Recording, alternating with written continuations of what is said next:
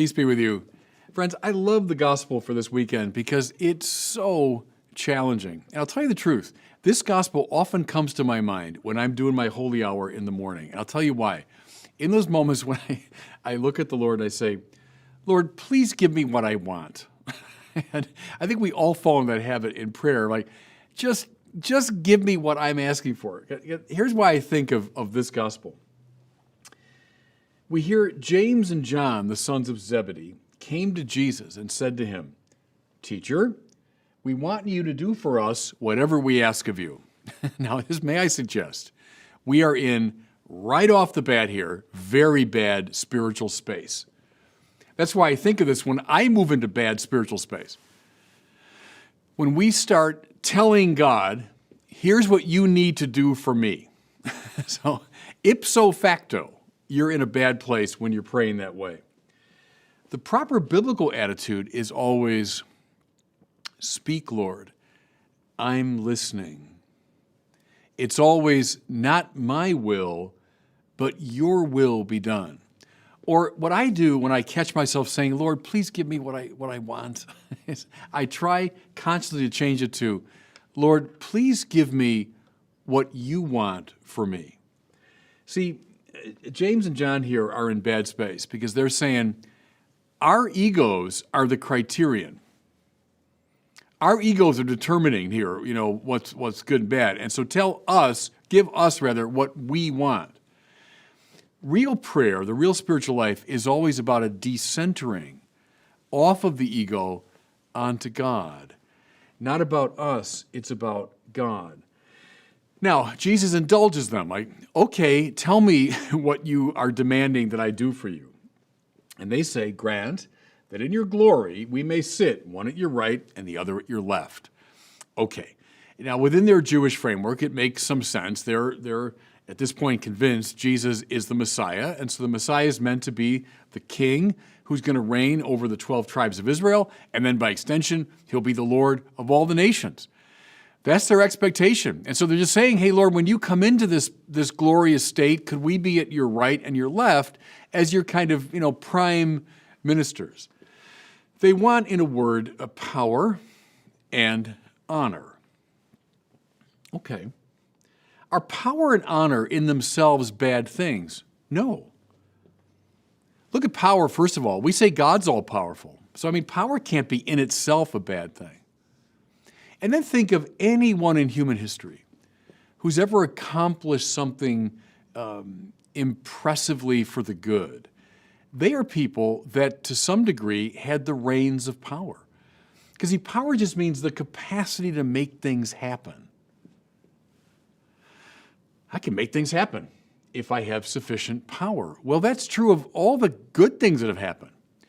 Just think of Abraham Lincoln, one of my great heroes. Made all kinds of good things happen, including freeing the enslaved. Well, that meant Lincoln had to seize the reins of power at some point. He had to get involved in kind of grubby Illinois politics, and he had to, to some degree, kind of get down and dirty and all that. Okay, but he needed the reins of power to affect certain goods. Churchill had to work his way through the complexity of the British political system to come finally to the top of the greasy pole, so at a key moment in human history, he could have the reins of power. Thank God. Thank God he held off this Nazi tyranny and saved Western civilization. Well, that's because he was a person of power. Look in the more spiritual order, too. Don't think for a second that Mother Teresa didn't have power and didn't know it, and didn't know how to use it. Anyone that knew Mother Teresa, and I never knew her personally, but I know several people that did and had dealings with her. She was well aware of the fact that precisely as this deeply honored figure, she had a lot of power. She could make things happen, and she didn't hesitate to use her spiritual power to convince cardinals and archbishops and popes to get things done. Look at a Mother Cabrini, another hero of mine, a great saint. Little lady, but boy, was she powerful, and she knew it. And she got things done because of it. Maybe the best example in our time, John Paul II. He didn't have tanks and armies, but by God, he had power. When he comes to Poland in 1979, and he gives that famous speech in Victory Square, and he inspired the people to chant, we want God," for 15 minutes. He knew it. He knew what he was doing. He was using his power to effect a great good. In fact, the fall of the Soviet Union, the breakup of the communist empire in that part of the world, without a shot being fired, was because of this very spiritually powerful man. My point again is power is not in itself a bad thing. Even asking God for power, not bad in itself, but we got to see there's a caution. Now, you might say James and John are looking for power. We want to be at your right and left. And they're also looking for honor. That's a deep desire of the human heart, is to be honored, to be thought highly of, to have title and prerogative and position. For people to say, look at that guy. Oh, the title that he has. Honor. Is honor in itself a bad thing? Well, no. We say God is honored. We honor the saints. We honor especially the Blessed Mother.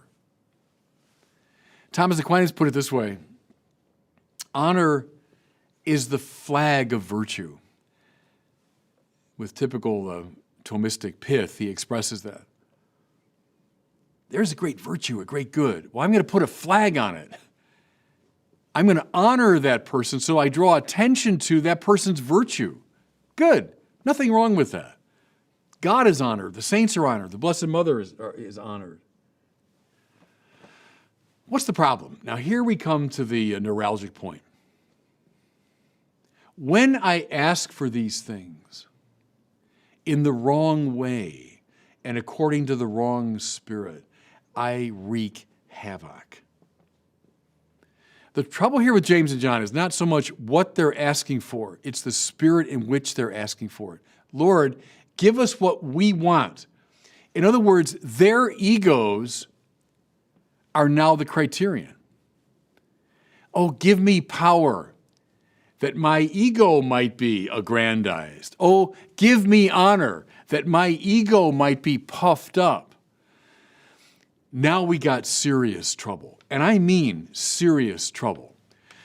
Look up and down the centuries. Look through the history books, look in the great literature of the world. What do we find? Loads and loads of examples of people who sought power in the wrong way for the wrong reasons. And they, in very short order, produced chaos around themselves. And you see why. They were exercising power not out of love, not for the sake of the good, not from the standpoint of wisdom. Remember the homily from last week. Rather, they were exercising power from the standpoint of the ego and for the sake of the ego. Now you got figures from Julius Caesar and Herod to Napoleon and Stalin and Pol Pot. The havoc these figures wreaked around themselves from the abuse of power, seeking it in the wrong way and for the wrong purposes. Think of characters in literature. Macbeth is an example of someone, I think even more than power, Macbeth wanted honor. To be the king. Oh, these witches have predicted I'll become king, and it's coming true, and if I were king. The havoc he wreaks in that play, the destruction to his own soul and then to the lives of people around him.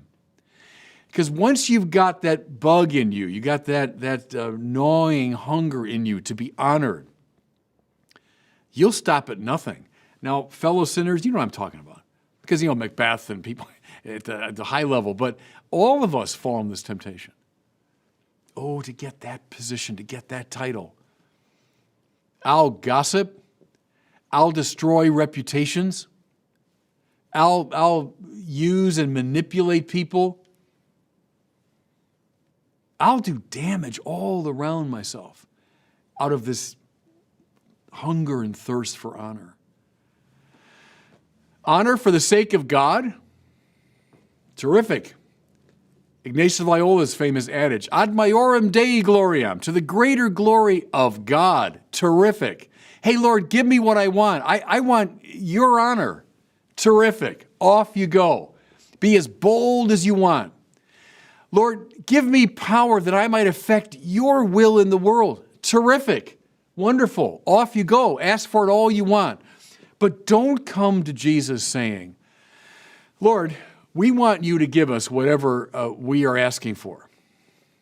Ipso facto, you're in a bad and dangerous spiritual space. You know, in other tellings of this story in the Gospels, this is where Jesus introduces the young child. Unless you change and become like one of these, you cannot enter the kingdom of heaven. Power, honor, eschew those. If you're addicted to them, and that's what can happen to us sinners, if you're addicted to them, it's like someone addicted to alcohol. You can't fool around with that. You need to stop, like now.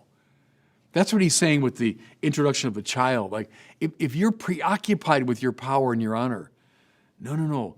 You need cold turkey. You need to break from those addictions. The saints, sure, they know what to do with power and honor. That's okay. They know what to do.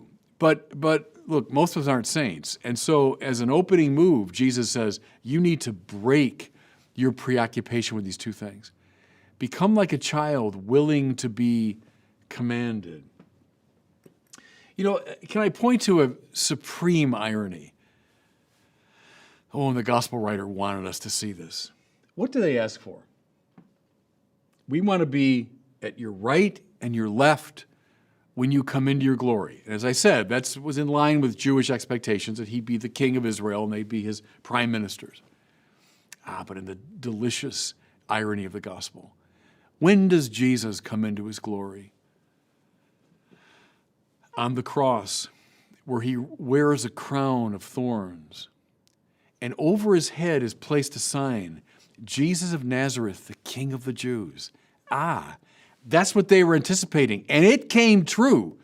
He was indeed the King of the Jews, but he was reigning from an instrument of torture.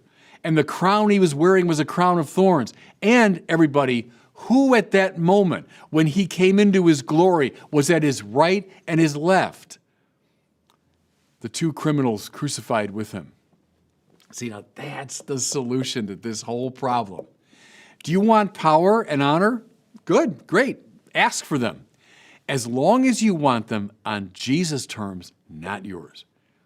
Because the kind of power and the kind of honor he's going to give you, don't look to worldly examples.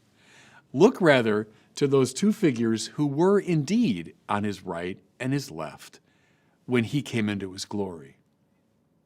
And God bless you. Thanks so much for watching. If you enjoyed this video, I invite you to share it and to subscribe to my YouTube channel.